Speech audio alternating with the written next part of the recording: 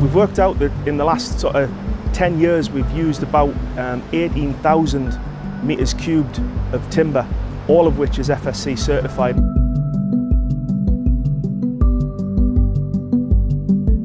And having something like FSC Project Certification, it puts the framework in place to literally guarantee that you're getting responsibly sourced timber on your projects.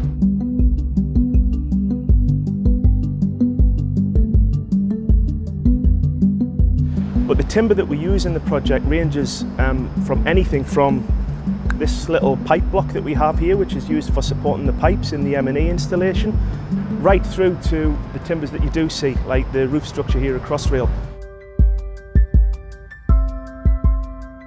We know we've got assurance that all the way through the supply chain the right thing is being done, both socially, environmentally and economically. But we're also getting the benefit of a compliant SDG supply chain as well.